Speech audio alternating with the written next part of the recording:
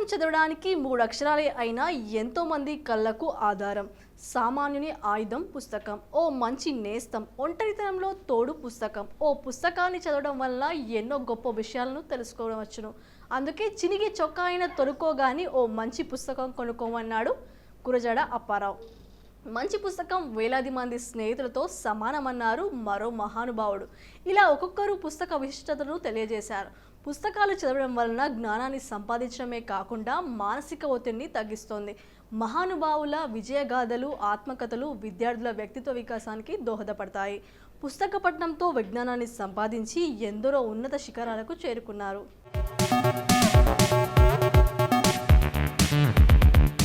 అందమైన అక్షరాలు, పదాల పలకరింపుతో పాఠకుని తనలో లీనం చేసుకుంటుంది పుస్తకం. ఇక విజ్ఞానాన్ని అందించే భాండాగారం పుస్తకం. ఉదయాన్నే చాయ్ తాగినప్పుడు మొదటి చప్పరింపు ఎంత హాయిని ఇస్తుందో పుస్తకం అంతే హాయిని ఇస్తుంది అంటారు కొందరు. అందువలన కొందరు కనీసం రోజుకు ఒక్క పుస్తకమైనా చదవాలని చెప్తుంటారు పెద్దలు. ప్రస్తుతం పుస్తకాలు చదవడానికి ఎవరు ఆసక్తి చూపడం లేదు. గతానికి ప్రస్తుతానికి చాలా తేడా ఉంది. గతంలో చాలా పుస్తకాలు గ్రంథాలయాల్లో ఉండేవి, కానీ చదువుకోవాలని ఆశ ఉన్న వారికి మాత్రం డబ్బులు ఉండేవి కావు. ఉదాహరణకు అంబేద్కర్కి పుస్తకాలంటే చాలా ఇష్టం, కానీ కొనుక్కోవడానికి అతనికి దగ్గర డబ్బులు లేవు. సో అందువలన ఆయన ఒకరోజు లైబ్రరీలో ఉండి ఒక పుస్తకం చదువుకొని దాన్ని తిరిగి ఇచ్చి మరొక పుస్తకం తెచ్చుకునేవారు.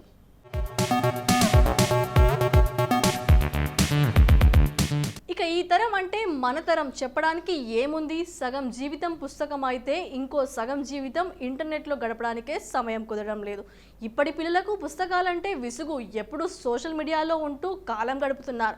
రాను రాను కాలంలో పుస్తకాలను మ్యూజియంలో పెట్టుకొని చూడటం తప్పితే చదవడానికి ఆసక్తి చూపించే వారు ఉండరేమో అంటున్నారు కొందరు. అందువల్ల పుస్తకాన్ని చదవడం మర్చిపోకుండా ఉండడానికి పుస్తక పఠనాన్ని తల్లిదండ్రులు, పెద్దలు బాధ్యతగా స్వీకరించి పిల్లలతో చిన్నప్పటి నుండే చదివించాలి. ఏప్రిల్ 23న పుస్తక దినోత్సవం జరుపుకుంటాం. ఏప్రిల్ 23న పుస్తక దినోత్సవం. ఆ రోజును ప్రపంచ పుస్తక దినోత్సవంగా పరిగణించడంపై విభిన్న కథనాలున్నాయి.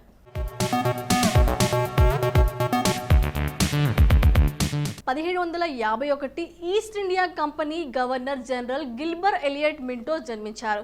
1853 మొదటి ప్యాసింజర్ రైలు భారతదేశంలోని బొంబాయిలోని బోరీబందర్ నుండి తానే వరకు నడిచింది. 1992 ప్రఖ్యాత భారతీయ చిత్ర నిర్మాత, దర్శకుడు మరియు భారతరత్న అవార్డు గ్రహీత సత్యజిత్ రే కన్నుమూశారు. 2012 మావోయిస్టులు ఒడిశాలోని లక్ష్మీపూర్ శాసనసభ్యుడు జిన్ను హిక్కాను అపహరించారు.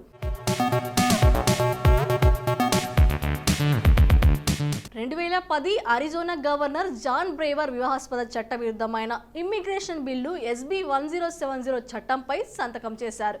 2011 ప్రిన్స్ విలియం రేట్ మిడిల్టన్ కలుపుతీయుట యొక్క గైడ్ జాబితా ఇంగ్లాండ్లో విడుదల చేయబడింది. 2011 వివాదాస్పద కాంబోడియన్ థాయిలాండ్ సరిహద్దు ప్రాంతంలో ఉన్న నగదు 1000 ఉపసంహరణకు దారితీస్తుంది. 2012 బోరాట్ కజాఖ్స్తాన్ చిత్రంపై ప్రారంభ నిషేధం విడుదల చేయబడింది.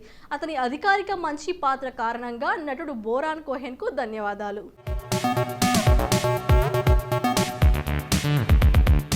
వెస్టిండీస్ పేలుడు బ్యాట్స్మెన్ కిస్ గేల్ కేవలం 30 బంతుల్లోనే క్రికెట్ చరిత్రలో అత్యంత వేగవంతమైన సెంచరీని నమోదు చేశాడు. IPL 2013లో రాయల్ ఛాలెంజర్స్ బెంగళూరు జట్టుకు ఆడుతూ పూణేపై ఈ సెంచరీ సాధించాడు. 2013 ప్రాండ్యా హాలాండ్కు తెరవడానికి ఫ్రాన్స్లో సవరించిన బిల్లు ఆమోదించబడింది.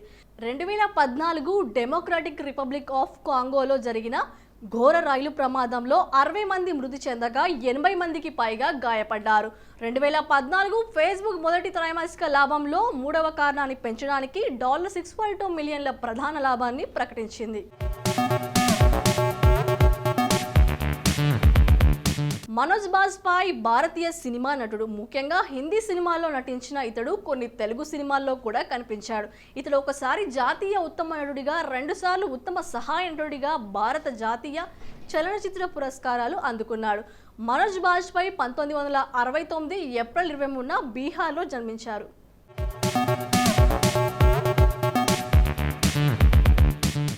జానకిగా అందరికీ పరిచయమైన శ్లిష్ట శ్రీరామమూర్తి జానకి భారతీయ నేపథ్య గాయని. జానకి గారు తన 50 సంవత్సరాల పైన సినిమా జీవితంలో దాదాపు 50,000కు పైగా పాటలు, ఎక్కువగా తెలుగు, తమిళం, మలయాళం, కన్నడం భాషల్లో పాడారు. వివిధ భాషల్లో పాడిన జానకి గారు తానే స్వయంగా మలయాళం, కన్నడ భాషల్లో ఎక్కువగా పాడాను అని ప్రకటించారు.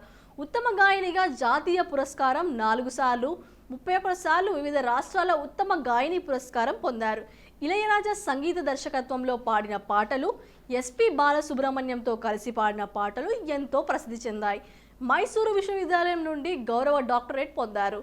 జానకి గుంటూరు జిల్లా రేపల్లె తాలూకా పల్లపట్ల గ్రామంలో శ్రీరామమూర్తి సత్యవతి దంపతులకు 1938 ఏప్రిల్ 23న జన్మించింది.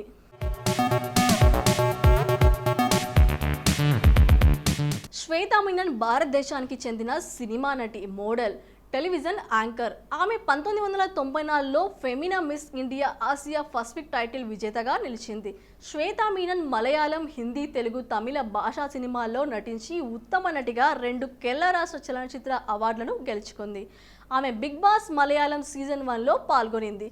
శ్వేతా మీనన్ కేరళలోని మల్లపురం జిల్లాలోని వాలంచేరిలో టీవీ నారాయణ కుట్టి శారదా మీనన్ దంపతులకు ఏప్రిల్ 23, 1974లో జన్మించింది. శ్వేతా మీనన్ బాలీవుడ్ మోడల్ బాబీ భోస్లేకు వివాహం చేసుకొని కొంతకాలం తర్వాత విడాకులు తీసుకున్నారు. ఆమె జూన్ 18, 2011న త్రిశూర్కి చెందిన శ్రీవల్సన్ మీనన్ని కేరళలోని వాలంచేరిలోని నేతల పురాత్ శాస్త్ర అయ్యప్ప ఆలయంలో వివాహం చేసుకుంది.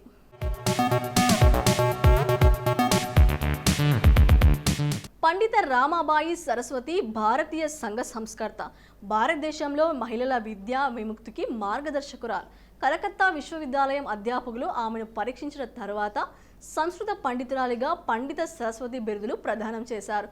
ఆ బిరుదులను పొందిన మొదటి మహిళలుగా చరిత్రలో నిలిచింది. 1889 నాటి కాంగ్రెస్ సమావేశానికి హాజరైన 10 మంది మహిళా ప్రతినిధుల్లో ఆమె ఒకరు. 1890ల చివరిలో పూణే నగరానికి 40 మైళ్ళ తూర్పున ఉన్న కేట్గావ్ గ్రామంలో ముక్తి మిషన్ను స్థాపించింది. ఈ మిషన్కు తర్వాత పండిత రామాబాయి ముక్తి మిషన్ అని పేరు పెట్టారు.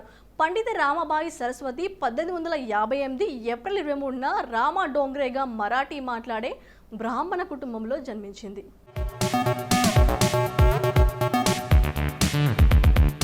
నారదా మైకేల్ వాల్డెన్ ఒక అమెరికన్ సంగీతకారుడు, గాయకుడు, పాటల రచయిత మరియు రికార్డ్ ప్రొడ్యూసర్. అతను శ్రీ చిన్మయి నుండి నారదా అనే మారు పేరును పొందాడు. అతను డ్రమ్మర్గా తన వృత్తిని ప్రారంభించాడు. ప్రధానంగా బాజ్ ఫ్యూజన్ రంగంలో పనిచేశాడు. John McLaughlin, Mahavishnu orchestra, Chick Corea, Jaco Pastorius, Jeff Beck, Wayne Shorter and Weather Report, Allan Holdsworth లతో కలిసి పనిచేశారు. క్విన్సీ జోన్స్ ద్వారా మార్గదర్శకత్వం పొందిన తర్వాత అతను పాటల రచయితగా మరియు నిర్మాతగా మారాడు. వాల్డెన్ మిచిగాన్లోని ప్లెయిన్వెల్లో ఏప్రిల్ 23, 1952న జన్మించాడు.